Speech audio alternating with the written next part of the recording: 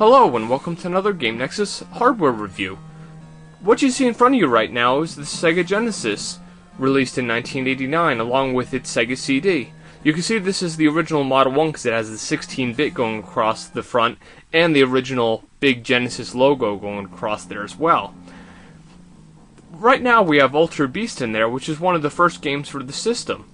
A lot of people hearing the name as Sega Genesis will assume that the Sega Genesis was the first game console that Sega released. Genesis, of course, meaning the beginning. But it actually was not. The first game console Sega released was the Sega Master System, which of course got released in all three regions, North America, Europe, and Japan.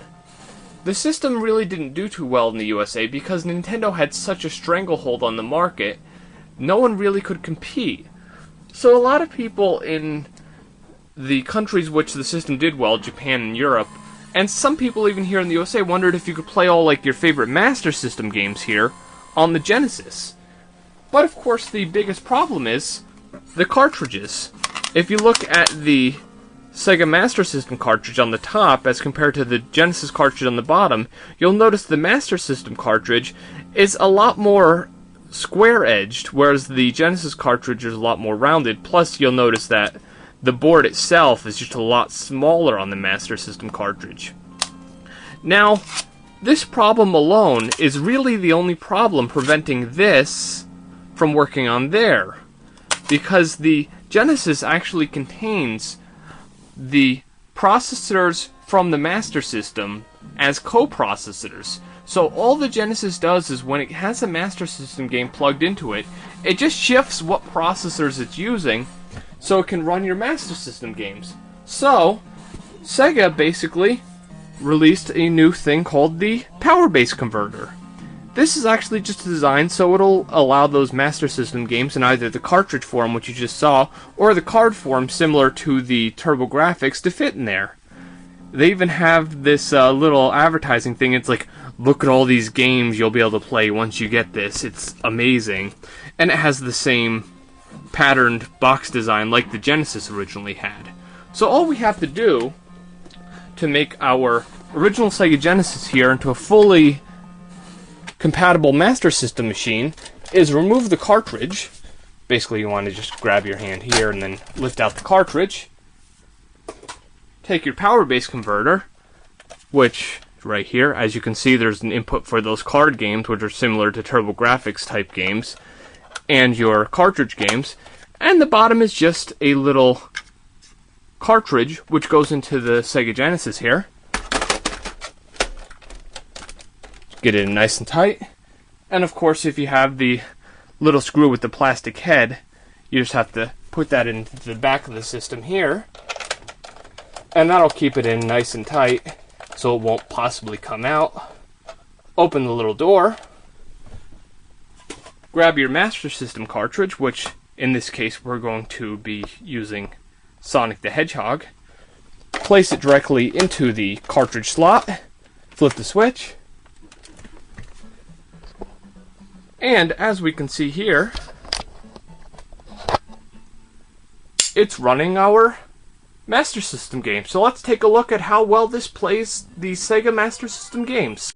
Okay, it starts on your little map screen similar to Super Mario, but of course you don't move around on it. And some of you might notice right away that this game looks very similar to the Sega Game Gear Sonic the Hedgehog games.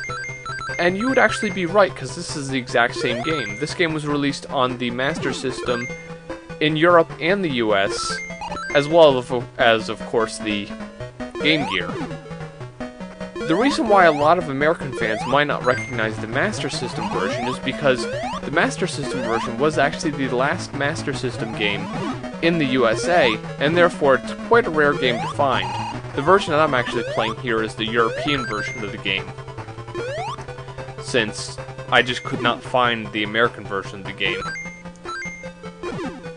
And you'll notice it's Sonic the Hedgehog alright.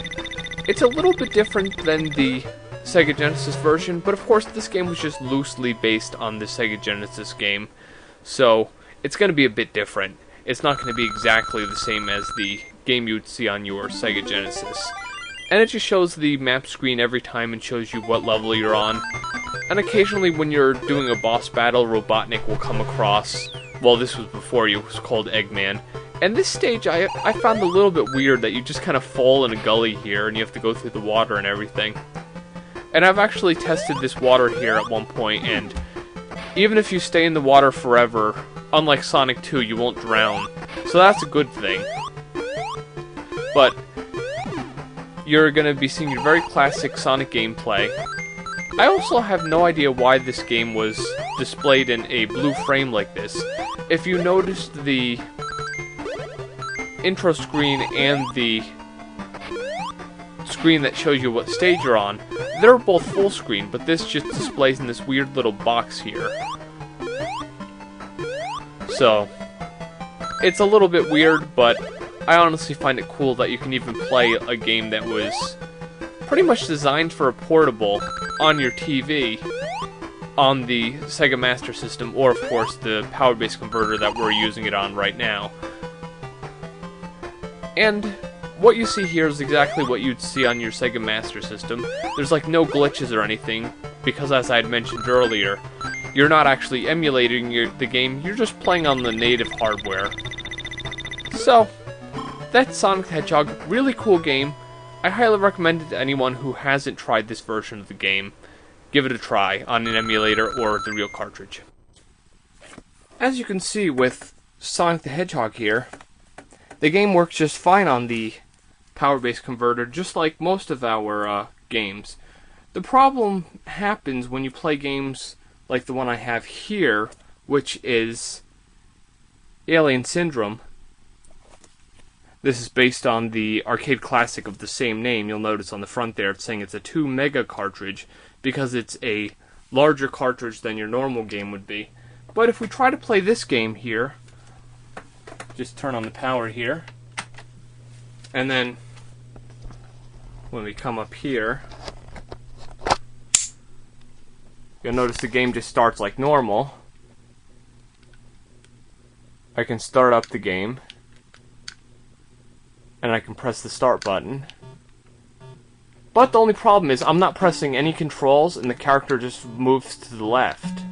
That's because this is one of the few games on the power-based converter that needs the original Master System controller. You actually cannot use your 6-button or 3-button controller for Genesis. So that's the only problem I've actually seen with this converter.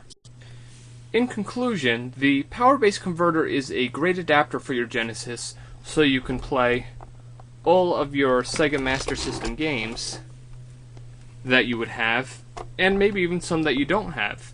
It expands the ability of the system, allowing it to play the 8-bit games, which are these guys here, as well as the 16-bit games that it was designed to play. So basically it just gives you more games to play, and it's definitely worth the look, especially if you're looking to play some of the more rare Master System games like Phantasy Star here. You can now play the original cartridge instead of having to play something that's like an emulator that only emulates it. I highly recommend you grab one of these if you don't already have one for your Genesis Model 1. Of course, in Europe there was something called the Master System 2 converter for the Mega Drive 2, but it never got released here due to the fact that the Master System just never did all that well. Well, this is another Game Nexus hardware review, and I shall see you later.